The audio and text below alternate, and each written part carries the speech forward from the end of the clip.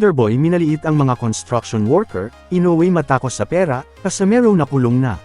Una sa mga balitang boxing ay bumanat na naman ang alaga ni SG na si Martin sa magkapatid na Casimero at dahil sa pagiging immature ay nadamay at minaliit ang kapatid nating mga construction workers. Kaya pinaalalahanan siya ni Casimero na Martin, hindi ako ang binabastos mo dyan, kundi ang pagmamalit mo sa mga construction workers. Martin, kung alam mo lang.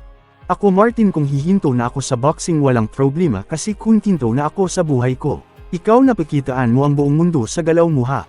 Subalit depensa ng mga alipors ni Plastic Boy na deserve daw ng magkapatid na tirahin ni Martin dahil siya raw ang unang nambastos sa mga kapwa boxers. Pero bueniltahan din si Wonderboy at kaninong teaching mo raw natutunan ang makipagbardagulan sa social media. Sa ibang balita na basta masiba daw sa pera ay normal lang na maging cherry picker para sure ball ang panalo tulad sa diskarte ng Team Inoue na panay iwas sa mga kalidad na boxers. Tulad sa ginawang pag-iwas ng maraming beses kay Okmadaliv na siyang may karapatan na makaharap niya sa lona na pinag-utos pa ng WBA. Sabi ni Wonderboy na walang halong kaplastikan at gusto raw niyang makabalik si Casimero sa MP pero biglang nagbago ang ihip ng hangin ng nahimasmasan at muling binanatan si Alas. Nag-post ng picture na tila nanlilimos ang magkapatid na makabalik sa MP, baka natakot na masilat ni Casimero ang laban versus Inoue.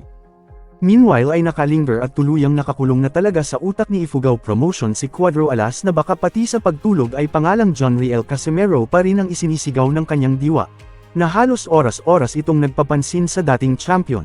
Sa ibang banda ay, sino na naman yung pinalit mo na Oya? Ha? Yun lang. Akala ko ba ikaw yung pinakamalakas? Yung pinalit mo sa kalaban mo, hindi naman natin kilala yun. Sino ba yun? Kabating ka. Ano na tayo Kabistuhan na. Kabistuhan na tayo Kabating ka.